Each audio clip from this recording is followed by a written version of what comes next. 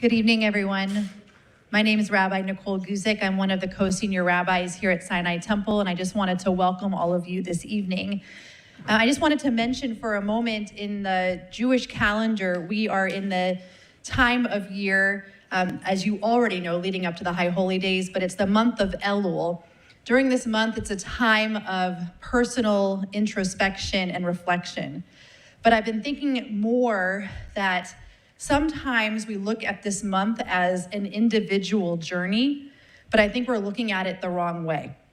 I think what this month is supposed to teach us is to look deep into our souls and find ways to make amends, but in order to see ourselves as part of a greater community that takes responsibility for each other. And I bring this up tonight because I look around the room and I am just filled with so much gratitude, looking to see really partner organizations that think to themselves at this time of year, how can I take care of the Jewish community?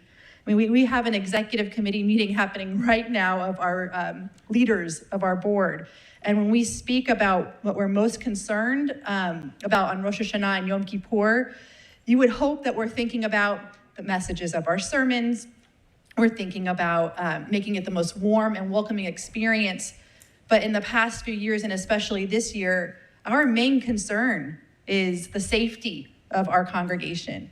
And so the fact that you spend your time thinking about us and thinking about the Jewish community and our needs, I just can't begin to tell you how grateful we are. So very grateful. And so thank you to the LAPD, to the ADL, to CSI, to CSS, to the LAPD Operations West Bureau and the Jewish Security Alliance. Again, from the bottom of my heart, thank you for understanding what this time of year means to all of us, where you feel a sense of responsibility and accountability in taking care of our souls and our bodies. Toda Rabah. Thank you on behalf of Sinai Temple.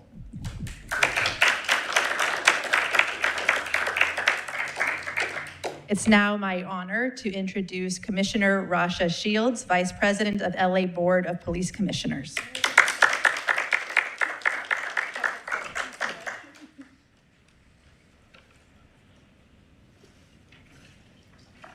Thank you all so much. I'm really honored to be here today and to speak to all you. And thank you, Mount Sinai, to the Sinai Temple, for hosting us here. And thank you, Mr. Jeff Abrams, and from the Anti-Defamation League for helping facilitate today's dialogue, as well as Commander Steve Lurie, who is the department's Jewish liaison and commander here in West Bureau, and all of the other leaders of the department. I really love attending these types of community forums because it's important for police commissioners to hear directly from the community of what they want and to hear kind of diverse and voices and perspectives. I'll tell you, most of the time we hear people every Tuesday at our police commission. If you've had the pleasure or displeasure of joining those meetings, they can be colorful at times. But what we hear from is from a group of very loud proponents of defunding the police. And so when I come to these community meetings, and I've had the pleasure of coming to several community meetings in the last year plus that I've been on the commission, I hear a very different story. I hear people who are actually asking for more police presence, and I hear for people asking for greater security. And I will say that, I know that the sentiments that we hear on a regular basis on Tuesdays, not always the shared consensus of the people of Los Angeles. And so I just want you all to know that the commission understands that, and don't think that just because that's what we hear on a regular basis, that is the thing that is like basing our policies and procedures on for the department.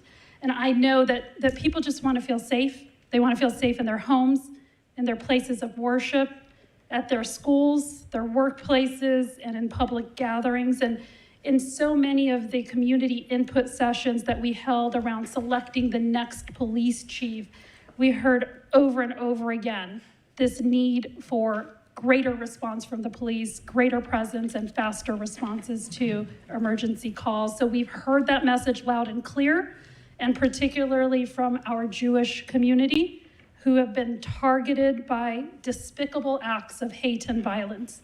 Hate has no place in LA, anti-Semitism has no place in LA. So I personally empathize with all of the concern that you've mentioned and the fear of this community that has especially gripped this community in the last year. And I want to reassure you that the Commission and the Los Angeles Police Department will remain vigilant and supportive of this community, both now and in the future, particularly as we approach the high holidays and the anniversary of the devastating October 7th massacres. And I want to thank you all for really working with the department to increase and improve online reporting and increasing the reporting of hate crimes and hate incidences. It's through these types of partnerships that we really can build a safer Los Angeles together. So I really look forward to hearing from all of you tonight on what you all need from the department and the commission. But I just wanted to be here both to lend my physical support, but also tell you how supportive and genuine we as the commission are to making sure that the Jewish community is safe and feels safe. And so that's what we're here for, and wanting to make sure that the department is doing everything to respond to your needs. So thank you all, and I will pass the baton on to Mr. Abrams. Thank you so much, Commissioner Shields. We very much appreciate your presence, all the LAPD, and to Rabbi Guzik and Sinai Temple for hosting us this evening. A little context for why we're here this evening and for all of you who are watching online. As you know, we are in the midst of horrific anti-Semitic attacks on the community here in Los Angeles. And in response, a little over a year ago, in August of 2023, the Jewish communal institutions who are responsible for protecting our community, ADL, the Jewish Federation's Community Security Initiative, and CSS, formed a Jewish Security Alliance. The idea being that by working together, the necessity of working together, we could be more effective, along with other partners, in helping to protect our city and our community, and also would enable us to work more closely with law enforcement and communicate more effectively to all of you. The end of June of this past year, there was a violent melee outside of the Adas Torah Synagogue in the Pico Robertson neighborhood. And days later, the JSA, we gathered together for a webinar to address for this community what was happening. That is what we do here together again today. As we begin and are approaching the Jewish high holidays, let us not forget, as Commissioner Shields mentioned, in the horrific tragedy of October 7th, today is day 354 of hostages still being held. And so we, as a community, will continue to work together. And so what our goal here tonight is to share with you what we have been doing, how we have been working with law enforcement, and how we are working to help protect this community. So it is with great pleasure that I have the opportunity to introduce our partner, the head of the Federation's Community Security Initiative, Alex Zaitev. Alex.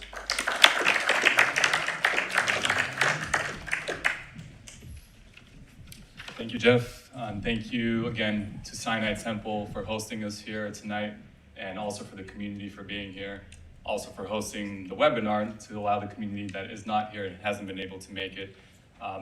For CSI, at least from the Federation, we want to approach it from two perspectives.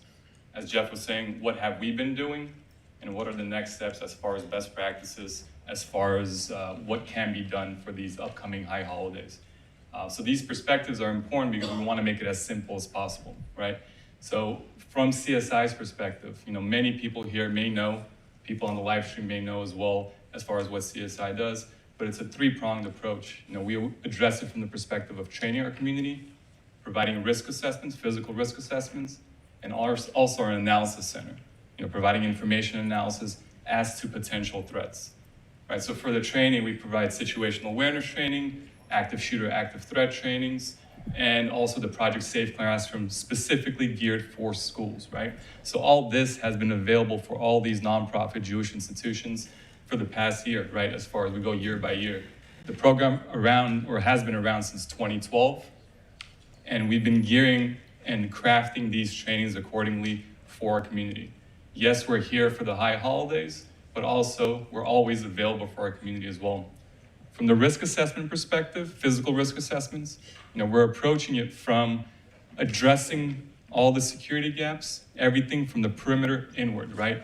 We want to see what is the gap for your specific institution and how do we address it accordingly through a vulnerability report that you can apply for the nonprofit security grant, which just occurred. This deadline was yesterday as well, right? So again, we're always there for you, security best practices meetings and all of that as well. And then the analysis center, identifying threats online, specific for the Los Angeles community, but also all those hundreds of Jewish institutions in our area, all those incidents that are coming into us, we're analyzing that, and our database goes back more than a decade, so we can connect those dots for you, the community, connect those dots for law enforcement, but also internally, we can investigate it through our intelligence analysts that are monitoring these specific events. So for the high holidays, we want to make it as simple as possible. And a lot of you are already aware of this as well, right? But guidelines that we will provide afterward as well by sending it to all in our database. But it really starts from the beginning, or from the top rather. The emergency and security preparedness procedures, right? Those are the key. Beyond security personnel, beyond everything, if you have your protocols in place, that will be the key. So technology and physical security is not going to solve everything. It can only go so far, right? These security procedures should be reviewed on a daily basis and also should be reviewed beforehand, right? Before the high holiday, before your event, meaning everyone should be on the same page. All your staff, all your security personnel should be on the same page as to what your emergency procedures are. And making sure those medical kits are not expired and working order, all of that needs to come into play.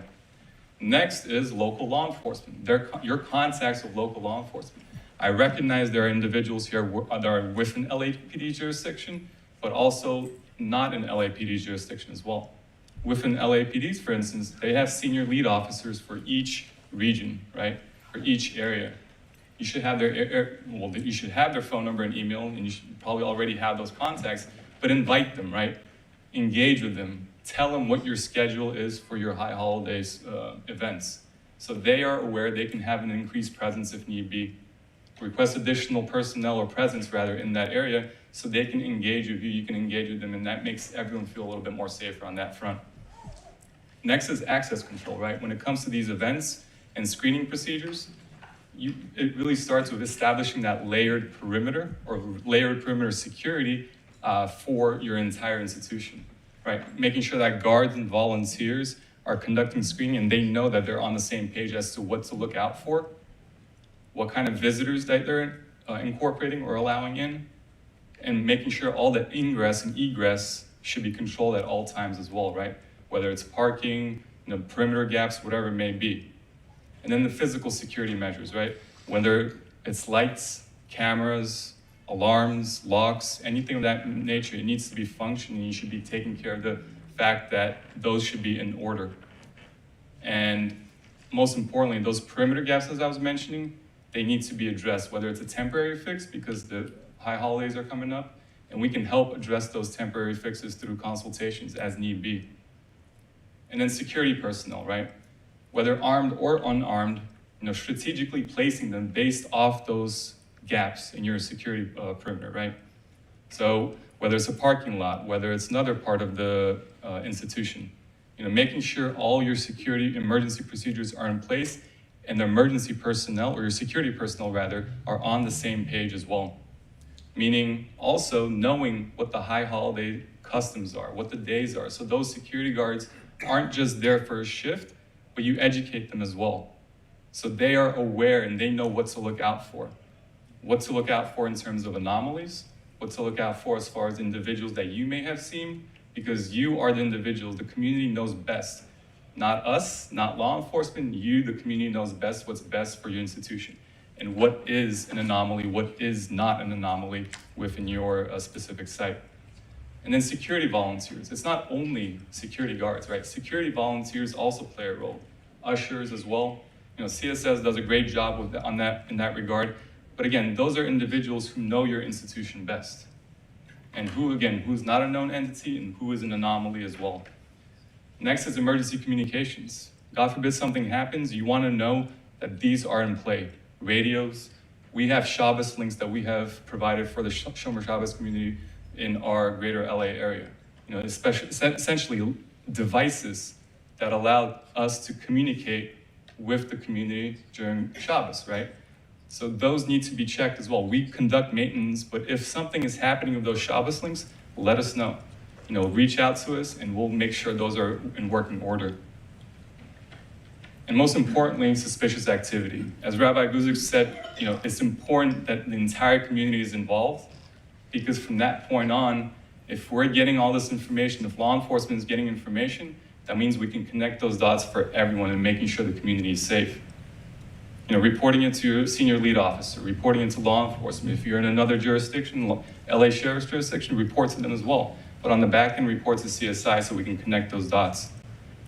Everything that I'm saying, of course, not everything can be sort of ingested immediately. It's more of a working order to have an initial thought about what to do. But we'll release these guidelines, we'll email it to everyone as far as in our database so you can have it, so you can go through that process. But we'll also release a QR code for everyone, the community, so they can report those suspicious activity or incidents, harassment, threats, whatever it may be, so they can easily report it. Because again, it takes the power of the community to really get everyone engaged and on the same page. Again, thank you for everyone who's here. Thank you for everyone on the live stream as well. Again, for Sinai Temple for hosting us. And we look forward to helping secure the community as much as possible for these for these upcoming high holidays. And again, we look forward to working with all of you. And next up is going to be Aubrey Farkas Harris, who's the Western State Director for Community Security Service, CSS.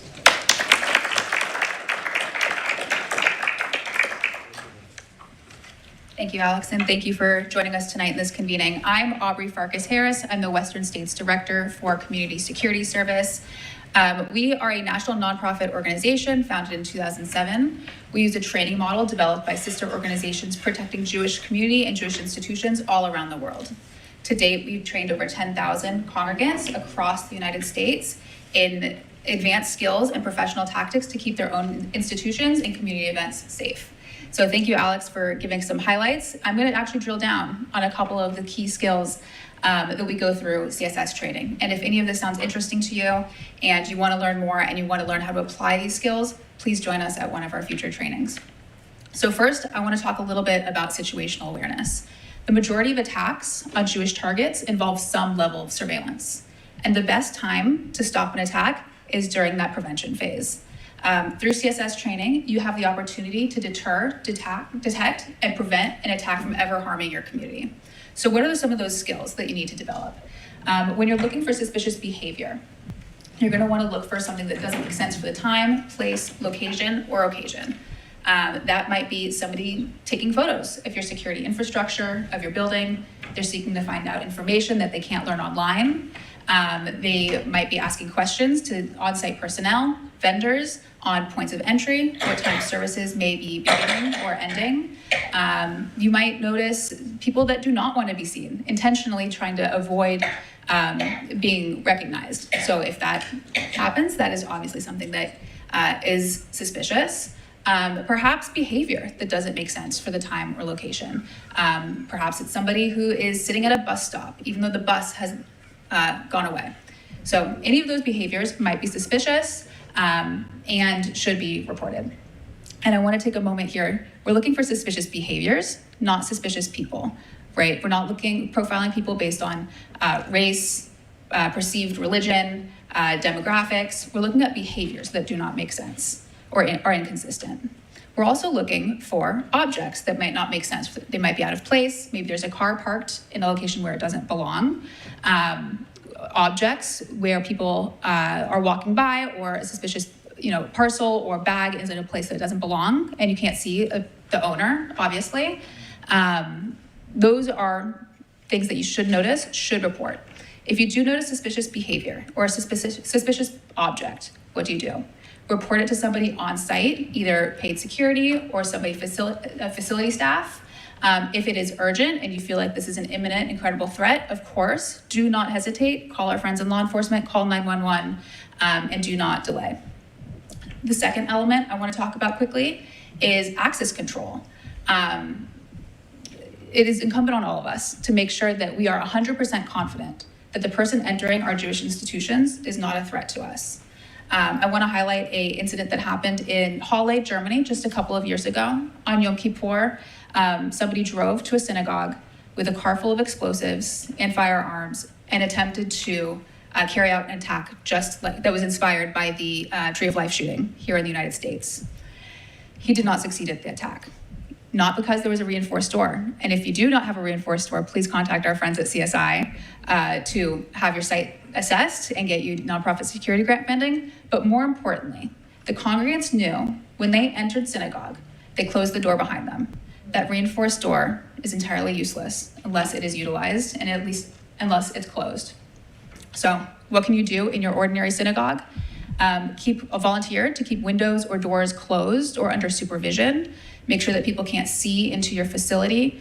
Make sure that people are not shooting into your facility. Make sure that people are not conducting surveillance into the layout of your synagogue. Other simple tactics that you can take, are avoiding walking on large streets as long as you can. If you're walking to shul or to synagogue, stay off the I know we're in a large urban area in Los Angeles, but if you can take back roads for as long as you can to avoid a car ramming attack, please do. And finally, if there's a riot or a demonstration taking place nearby, that is an area you absolutely want to avoid. If somebody tries to antagonize you, de-escalate the situation, walk away calmly, and report the situation. Finally, on the topic of access control, if you are an usher or greeter at your congregation, thank you so much for creating a warm and welcoming environment as we usher in the new year. But you also have the added responsibility of access control. So work in partnership with your paid security team if you have one. Work in partnership with your other ushers and greeters so that you're working as a team. Conduct a search and sweep of your institution prior to the ingress phase, and also invite law enforcement to come to your site, practice your skills prior to services starting. And if you do believe that there is a situation where you need to deny entry to somebody, remain calm. You don't need to provide a lot of explanation, just say for security reasons, for security reasons, I have to deny entry, and make sure that you watch that person leave your site. Don't follow them, don't antagonize, but remain calm. And notify the on-site security team and all of your other ushers and greeters of a description of the person. So with that, I wish we all have a very safe, a very quiet and sweet new year, and I'm happy to bring Jeff Abrams back. Thank you, Aubrey. Really, if you listen to Alex and Aubrey, what we're talking about is a multi-layered approach to security. And it requires us to work together and in some ways overlap. So just as there are certain elements of training that you heard from Aubrey and Alex that are complementary, likewise when Alex talks about incident reporting, that obviously is something that ADL has been doing for 40 years. That's the information that we're then able to share to give the baseline from year-to-year comparisons as anti-Semitism rises, but we do it in partnership. We do it with data, whether it's from Alex and his operation, the LA Sheriff, or others. This is one of the ways LAPD obviously included, and just recently, days ago, the FBI released their annual hate crime statistics. That's a function of us all working together, and a lot of work ahead of time. And that really is where ADL is as we prepare for these high holidays and we work with our partners. It's really about intelligence and relationships. Now with intelligence, we have a Center on Extremism, which we have 40 to 50 analysts all over the country who are looking at the dark web, who are analyzing data so that we can identify when there are threats, so that we also can then collaborate with our partners, both in organizations and in law enforcement. Here in Los Angeles, we're making an extra commitment where ADL, along with the Federation, we're going to soon have a dedicated intelligence analyst to focus here in Los Angeles and Southern California. Now, in terms of relationships, these relationships we have with law enforcement, now, in these perilous times where we're understandably so concerned about our own safety, I think we've all heard the narrative that this is like 1930s Germany. And let me share with you, friends, that is not true. In 1930s in Germany, elected officials were the ones who changed the laws to subjugate the Jewish community, and it was law enforcement that actively participated, starting with Kristallnacht and going forward. That is not what we have in this city today. We're blessed with law enforcement relationships, not only here at LAPD, but here sitting in the room right now, representatives from the U.S. Secret Service, other law enforcement agencies.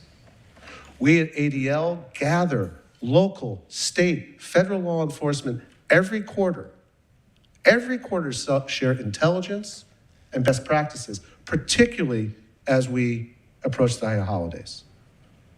We at ADL honor law enforcement each year. Those who go above and beyond against hate, we give them an award so that we have the relationships that now allow us to have briefings like we're having this evening, that allow us, tomorrow we're going to have a small gathering of Jewish communal leaders in this city with the U.S. Attorney and the FBI Assistant Director in charge. We're preparing this community, as you're about to hear from our LAPD partners. And on Monday, as so many of you will recall, February of last year in the Pico Robertson neighborhood, on consecutive mornings, Orthodox Jewish men were shot, survived.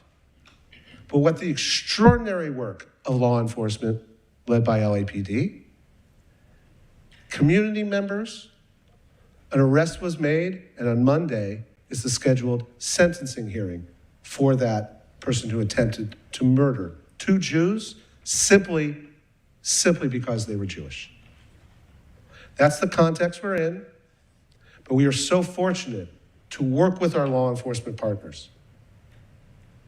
We have a number of senior level commanders from LAPD here this evening, and we're so fortunate to have the deputy chief in charge of West Los Angeles, Gerald Woodward, who has been a great partner, and please welcome him now.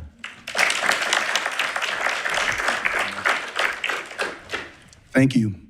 I'm going to be extremely brief because there's some great information that my partner, Steve Lurie, who's the Jewish liaison for the department, that he wants to share with you. But my name is Gerald Woodyard. I'm the Deputy Chief here at Operations West Bureau. And behind me, this is my team. This is your team. We're here to make sure we have the leadership team here from West Bureau. I have my partner over there, John Tom. He's a commander, worked many years in West LA. We have Steve Lurie, as I mentioned earlier, and then we have the command officer, Captain Hollis from Wilshire area, and we have Captain Gabaldon from West LA. But let me be very clear. We are prepared for the high holidays. We are prepared for the high holidays. We are not going to be surprised. You're going to see a lot of LAPD. We have a robust plan in place. You're going to see a lot of LAPD officers being proactive, shaking hands so that the community, so that your families feel safe. We're committed to that. But I told them I'm going to speak 45 seconds only because they have the nuts and bolts of what we're doing here. And I just wanted to introduce myself and make sure that you know we're here for you. We're here for your family. So with that being said, I do want to introduce the former Deputy Chief of Operations West Bureau, the current acting Chief of Police, Assistant Chief Chow.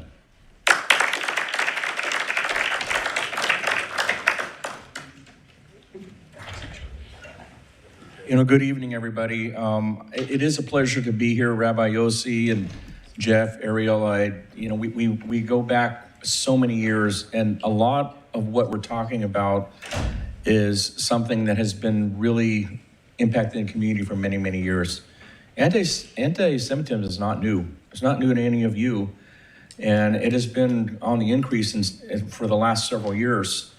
So our mission, along with Chief Woodyard and all the agencies that we work with, is you have to feel safe in your neighborhood. There is no excuse for having to walk in your neighborhood and take side streets. That is unacceptable. This is your neighborhood. And so our role in the police department and all the partners that we have is to, one, which I'll talk really briefly on, and then I'll hand it over to Steve Lurie. We have to prevent and we have to apprehend. Because if we get to a point where we have people that are threatening your safety that are already in this neighborhood, then somebody dropped the ball. You should not have to be watching your back. That is absolutely unacceptable. But what I wanted to start with is, first of all, as you know, anti-Semitism is nothing new. It has been on the increase, and it's been ramped up recently because of some world events. And this kind of goes along with what a lot of the hate crime stuff we've been seeing. You ask yourself, what changed in the world to create this rise in anti-Semitism? Well, there's two big things, okay? There's a political environment that has an influence on hate groups, where they feel emboldened to come out and victimize communities. And then, I hate to say this, it's social media. Social media is a double-edged sword with us, because social media creates algorithms to get people together that kind of have like minds. And what happens is these hate groups get put together in the same group, and they espouse hate. And some of them get, emboldened, and they act out. So the thing that we need to do as a community, number one, and I know the Jewish community is very, very good at this, you have to speak as one voice to your legislators, to your public officials, that this hate is not going to be accepted. Because when we get the community together to denounce the hate, then there's other people around us that are going to say and see something and say, you know what, I need to report that, because they're right. This is not acceptable. The other thing that needs to happen, the hate that we're seeing, kids are not born with hate in their hearts. They learn it somewhere. They learn it from their families. They learn it from their friends. We have to get the schools involved with programs to counter the message that some kids may be getting at home. So from the community standpoint, I think that's important. The second piece I wanted to talk about, Jeff had alluded to, is the counterterrorism and intelligence piece. Jeff spoke about the partnerships that we have. And I know sometimes sitting here, we talk a lot about partnerships, but it really doesn't, maybe it doesn't mean anything, but I will tell you, you all remember the Pico Robertson shooter last year? That was a perfect example of that system working exactly the way we said it was going to work and how we trained. So on Wednesday or Tuesday, we had the first shooting. Didn't really know much about it. We knew that he was coming from a religious service, but we didn't know much about the suspect. Wednesday at 9 o'clock, another shooting happens.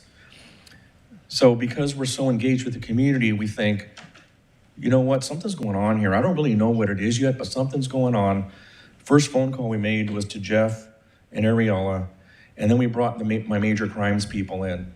And it just so happened, with all that work with major crimes, U.S. Attorney came on board, the FBI, we ended up tracking that suspect all the way down to the Palm Springs area. And Cathedral City arrested him that night. You know what he was doing? He was shooting an AK-47 in the air. So somebody else was gonna probably be hurt or die that night. And remember I talked about social media? Do you know how he targeted this community? He Googled kosher delis. And he had 2 Guardian hits from the FBI for other anti-Semitic incidents. So the counterterrorism piece is extremely important, because we were able to arrest him. He's being sentenced on Monday, you understand? he's going to be gone for a long time. I mean, I probably won't see him. But so we have that piece. The other piece is what Chief Woodyard talked about. His officers are going to be walking footbeats on Pico in the Orthodox area during high holy days. And the reason he's doing that is because people and the kids that are walking to and from, they have to feel safe. And we're sending the message to somebody that if you're going to come in here and you're going to do some preoperative surveillance, as you spoke about, you're not going to do it here because you're going to have cops all over the place. But that's been kind of the footprint, I think, that has been successful for us. You know, I think that, again, it's really important that we keep these relationships going, because as we move into an election, as we see maybe, you know, an escalation of what's going on overseas, it's very, very important for us to make sure that we're all on the same page and we're keeping our things going so that we create an area around here where if we have an organized network or we have what we call a lone wolf that thinks he wants to come harm the community, we're gonna send a message, no, it's not happening on my watch.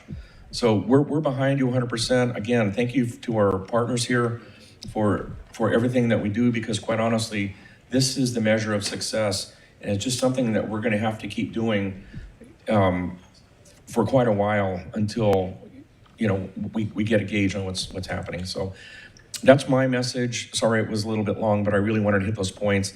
So now I'm handing it to you, Steve. Yes, sir. So I want to introduce one of the Assistant Commanding Officers of Operations West Bureau, also one of my former partners, Commander Steve Lurie.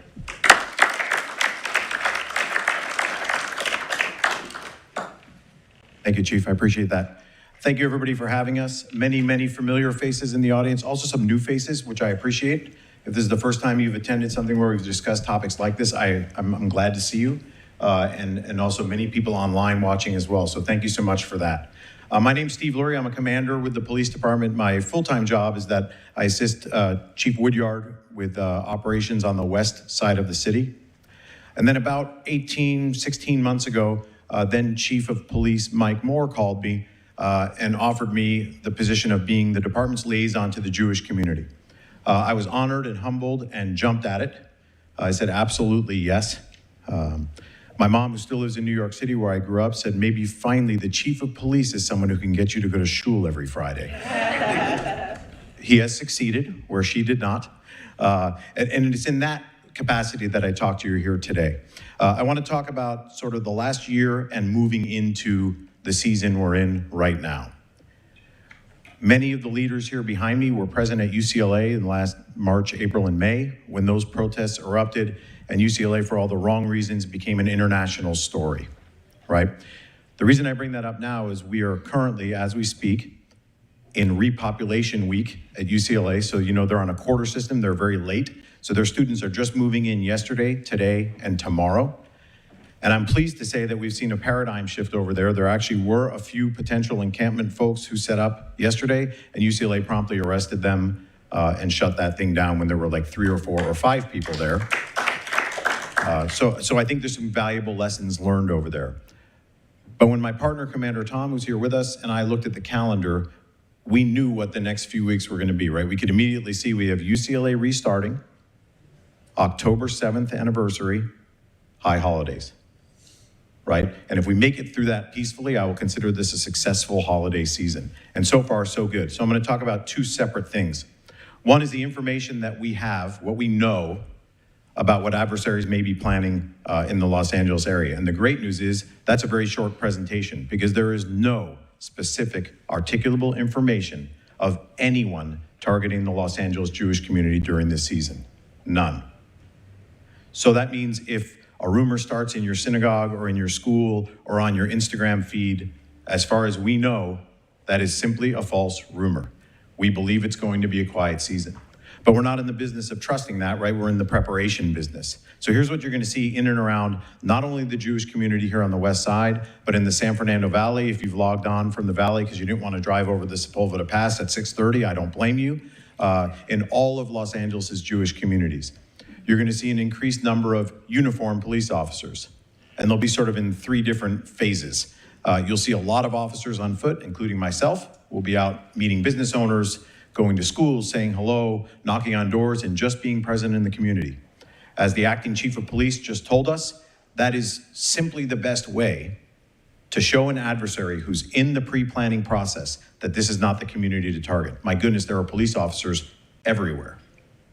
Second, you'll see them in vehicles, black and white police cars, our mobile command vehicles that you've seen around this neighborhood before, big trucks and motorhomes, again, to present this visual deterrent and to have cops close by if, God forbid, something was to happen. So it's gonna feel like there's a lot of police officers around, because there are. For some portion of that time, the chief has committed our mounted unit, our police officers on horseback, to this community. That is both a great visual deterrent to crime and a great PR tool. Kids especially love and gravitate towards those horses, and we get a chance to have a conversation about safety, about awareness, about talking to the police. If you see something, say something, right? And then I briefly want to touch on public protests.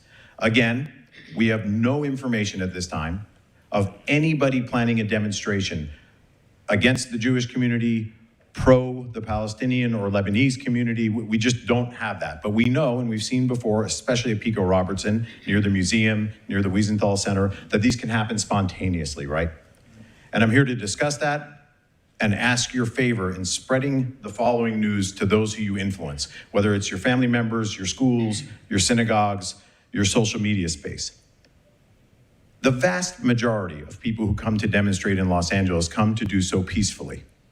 We also know and saw last year, especially in the 6 to 8 weeks right after October 7th, that many people infiltrate those otherwise peaceful groups to cause trouble, right? Whether that's trouble with us, because they have a beef with the police, whether it's trouble for the Israeli consulate, which seems to be a constant target for these protests, or whether they're just troublemakers in general, often who have no connection or interest in the Jewish community. They just see a large public demonstration and frankly want to start a fight.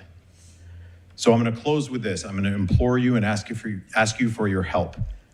Let's not have our community provide that fight.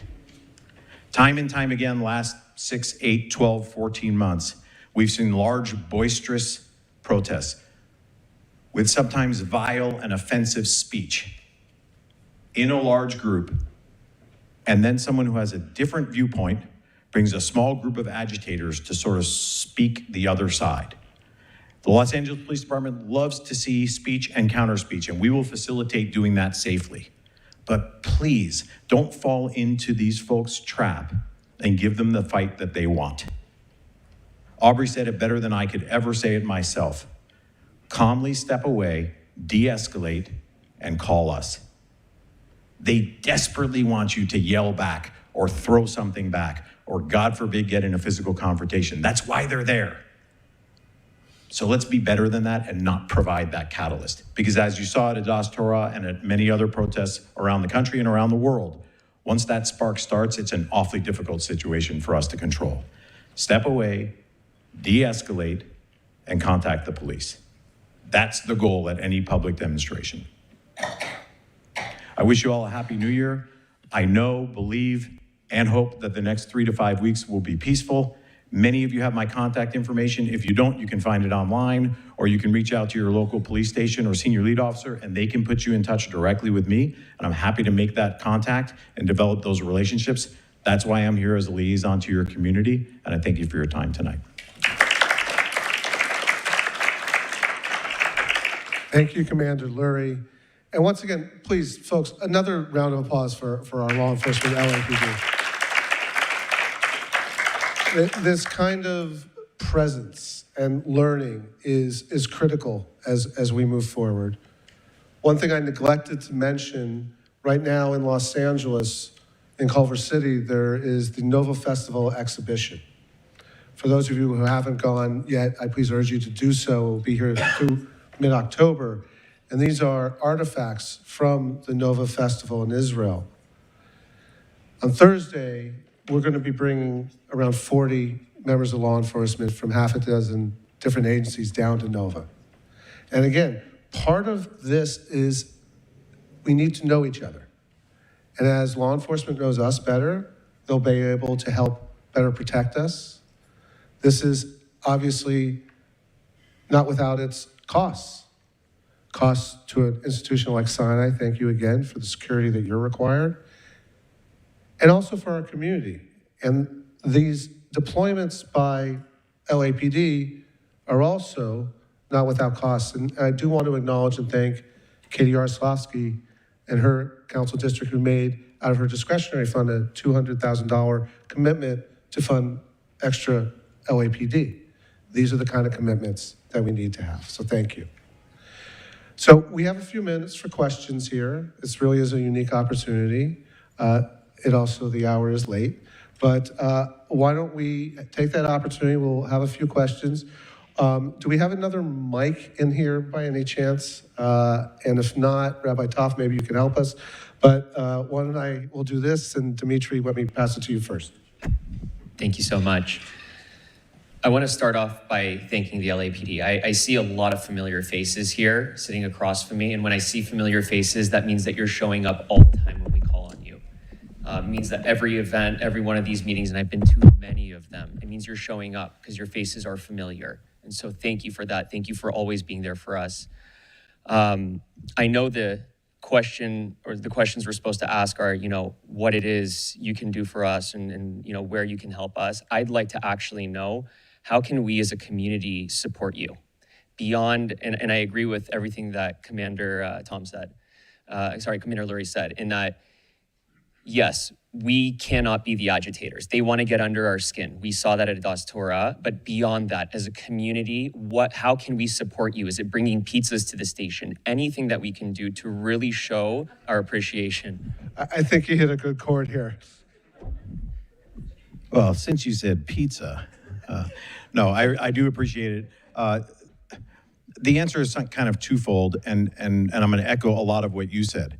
Since long before I was a police officer, for generations, this relationship has been a strong one, right? So to some degree, we're fixing the top 1% here because 99% of it has been strong. My answer to that question, which is always asked at these forums, which speaks to this relationship, is really quite simple. It's not about me. It's not about all the shiny stars behind me.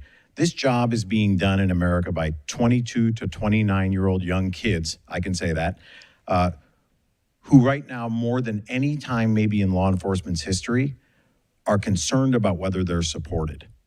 The vilification of this profession is like it's never been in my career or in the careers of the gentlemen behind me. So walk up and say thank you. It costs nothing. It means the world. That young man or woman will shake your hand and say thank you and get back in the police car and do their thing. I promise you, they go back to the station and say, oh my goodness. A young kid walked up to me when I was having my mule break today and said, thank you so much for serving our community. Then they go home and tell their kids and their spouses and their family members who are also worried about the apparent vilification of this profession. And that family at home that night gets to hear, wow, community members came up to Steve and said, thank you. We love the LAPD. We really appreciate what you're doing here. That is one tiny little cog of how we will change that narrative. So just say thank you. And we appreciate it. Thank you. And coming up, you can also say Shana Tova. So, Dimitri, if you give it to this lady, please. Hi, my name is Natasha. I want to ask you about the security guard positions that are available that you said.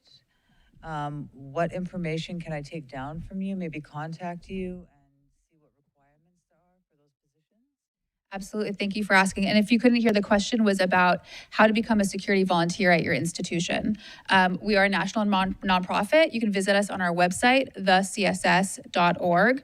You'll find out all of the information about our various programs, including Entry Point and Usher Greeter programming, Rome, which is our program for young professionals, and our flagship program, CSS Synagogue, where you stand shift at your shul or Jewish institution and go through professional grade training. You'll learn access control, search and sweep, radio use and reporting, perimeters and protective circles, as well as lockdown and evacuation procedures.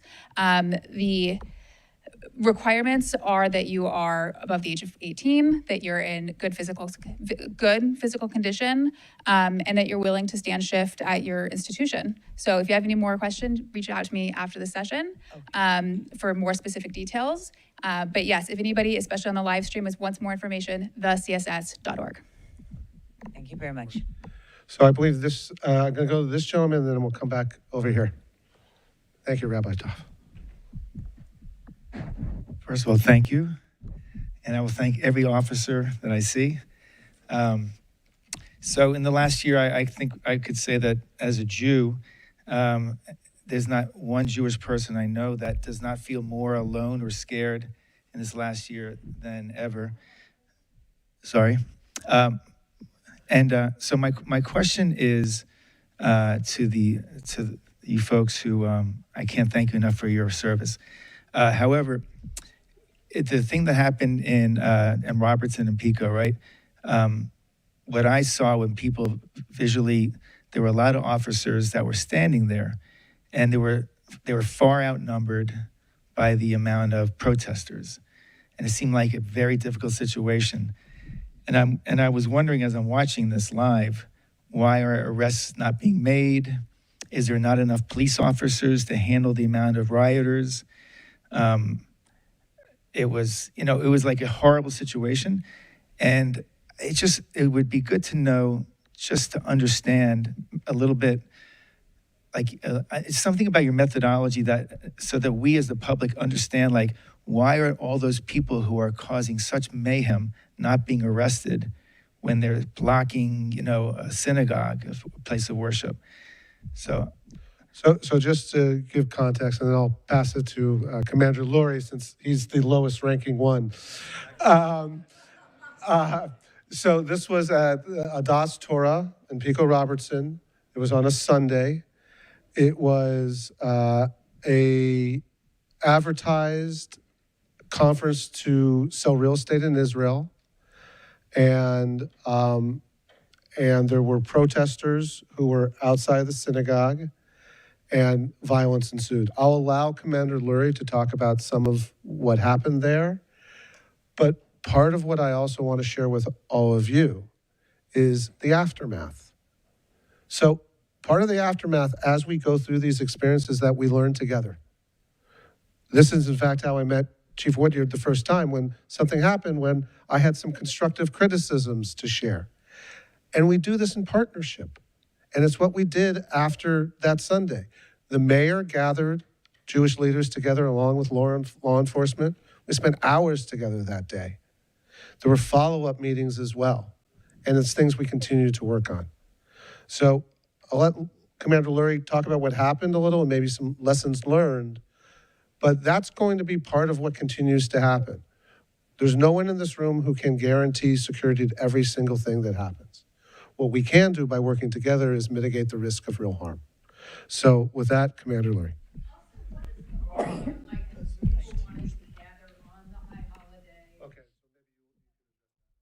Sure, we'll cover both. Let me go first and then second. So thank you for the question. It's in the room every time we have one of these, so I appreciate the courage that you have to ask it. We do two things, and unfortunately what I won't discuss is specifically how we prepare for these, because we're live streaming and we're on the news, and we try and keep those things close to the vest. But in a very basic way, in a broad way, we deploy police officers based on the number of people we expect to show up, right? So I remember back when the Iraq War started, there's going to be 55,000 people at the federal building. Well, that's an all hands on deck, right? I asked Chief Chow to send every police officer we have, cancel their vacations, and bring them. Sometimes we have two folks on a street corner peacefully with a sign, and we might not send any police officers to that demonstration. And somewhere in between there is where most things fall, right? So that day, we were surprised how many people showed up. They were organized. They were wearing wireless communication devices, they being the protesters. They kind of came in waves of 60 or 70 at a time, using pretty professional tactics and techniques. You mentioned that our cops were outnumbered and there were no arrests being made. That sort of answered your own question. We know as soon as you bring the law enforcement hand into a demonstration like that, we are automatically turning up the volume, right? You have our police officers dressed like this, often wearing helmets, maybe carrying batons. And when I mentioned our agitators who penetrate into otherwise peaceful crowds to cause trouble, we give our cops the same advice that I gave to you. We want to de-escalate and stay out of the situation if we possibly can. And if I intervene in a situation, it turns the volume up exponentially more than, say, a member of the community. So we do unapologetically try and hold back until we absolutely have to take police action. And then we predict fairly accurately that much of the crowd will turn on us. So the folks who were out there that day knew if we had intervened earlier and the crowd that size turned on 18 or 20 or 24 police officers, that can turn into a much larger crisis. Once enough officers had arrived, as you saw, we were able to sort of separate and clear the entrance to that synagogue. Earlier, someone asked, what can we do? What can we do to support you? I think there's a representative here, Alan. Alan's here from Councilwoman Yaroslavsky's office. She and others I know are at City Council trying to pass sort of a buffer zone rule at all houses of worship, regardless of denomination, to create a safe space where Angelinos can get into and out of their houses of worship. Those are things on the legislative and the longer term side that we can look for to help us with those enforcement rules. Can you support those? We don't officially support or not support any legislation, but yes, we support It would be great free if they heard your access. voice. Yes, we support free access to houses of worship, always. And anything that can help us do that, whether it's police helping us do that, community volunteers helping us do that, or the legislative process helping us do that, yeah, we solidly want that to happen in Los Angeles. And that day it didn't. We also know that moving forward, we are going to be deploying police officers to events like that in a slightly different way. And as Jeff, my good friend, said, the response after that event was frankly inspiring to see. Yes, that day did not go perfectly, but man, the whole city family, from the mayor all the way down through the police officers who were there, myself included, Jeff, the chiefs, we immediately got together and said, okay, best practices, what should be different? That doesn't happen in every city when things like that occur, and that gives me optimism moving forward. Really appreciate it. I'm sorry, and then you had a related question. What was it, ma'am?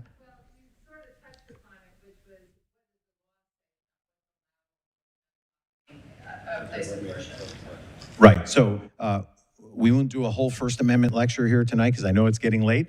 But I get a question like this all the time, and I suspect you might be being gentle in what you're actually wanting to ask, and that's that we're awfully broad in what we will allow, including often offensive or vile or, to you and me perhaps, troublesome speech. What you can't do is block entry to a business, physically interact with anybody, and do some of the things that happened that day at Adas Torah. But a loud, boisterous demonstration with thousands of people who are loudly representing a view that is personally offensive to maybe other folks who are there, maybe to the police officers who are standing there on that line, that's generally permitted by the First Amendment, and we are first and foremost protectors of that speech. The street outside, right? Correct. The street, I mean, technically they may be jaywalking and other things. Again, we have to measure if we're going to make a response, if we're going to send police officers to intervene, is the fight we're going to start worth what they're doing? So often you'll see an intersection taken over for 5 or 6 minutes. That actually happened tonight near the federal building.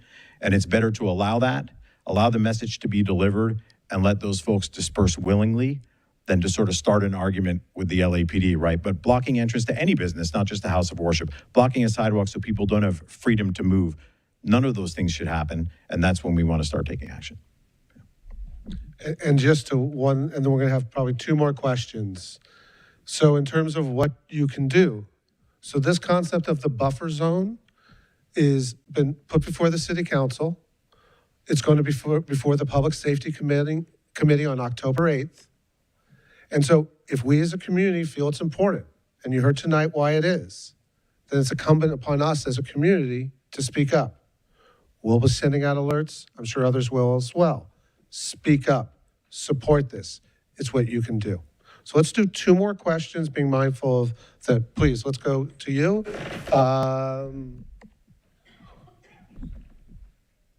please.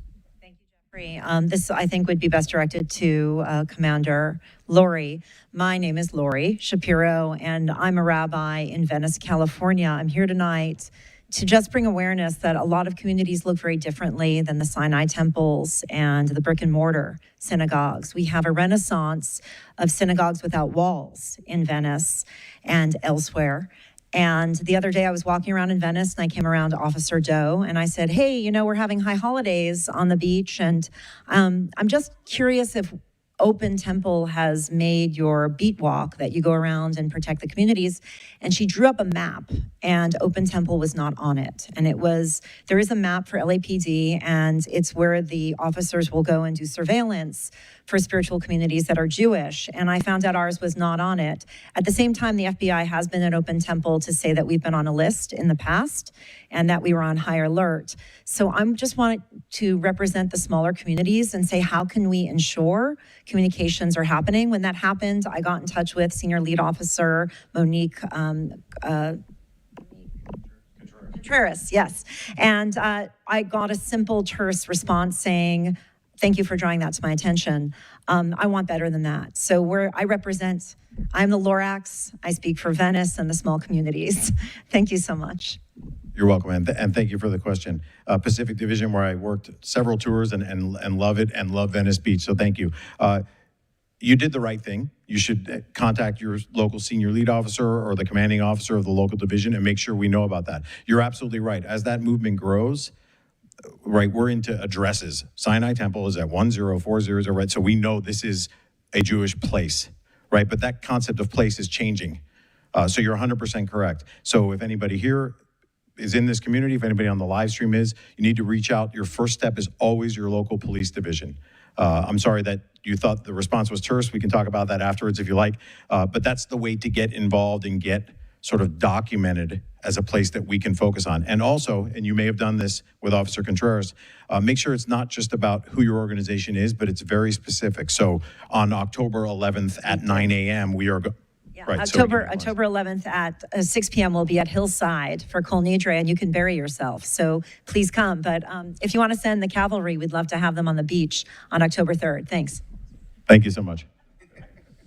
All right, let's do one final question in the back.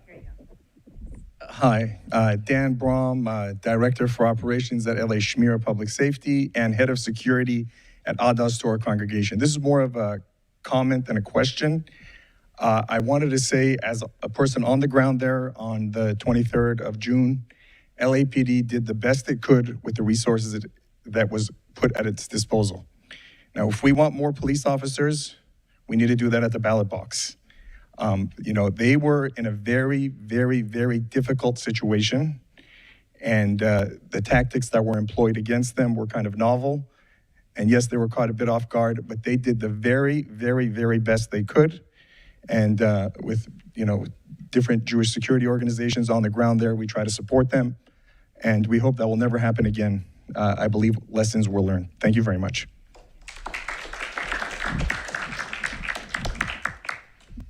Chief? Good. I appreciate your comments. I just wanted to tell this group, we've got a mayor that has fully supported, fully funding us. The issue we're having right now is like the issue that's happening all over the nation is it's getting a little bit difficult to recruit, but the mayor, since she landed, has fully funded our police department up to, full staff, and we just haven't been able to get there. So I don't want people to think that this is a ballot box issue.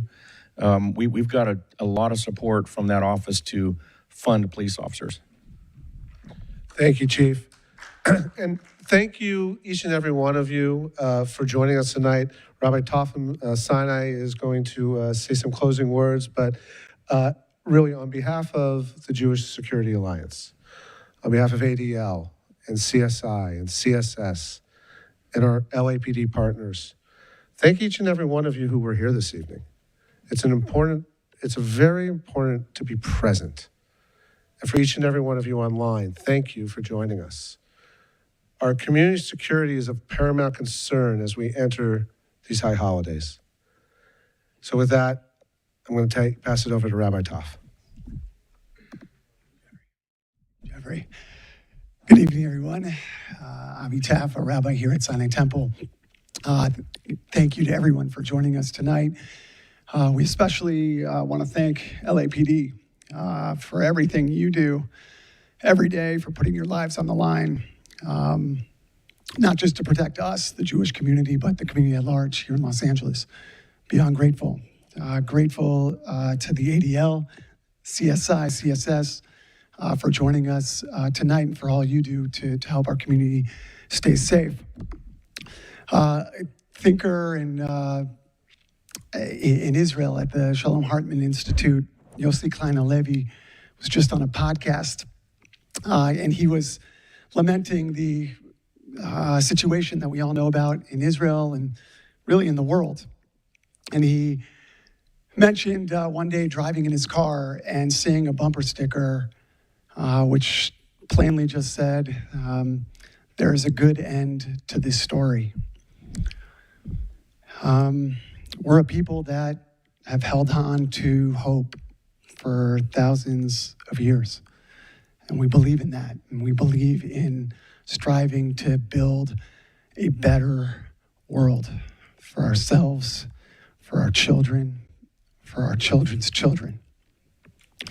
And while we strive to do that every day, we are beyond grateful to the group we just mentioned for helping to keep us safe during this time.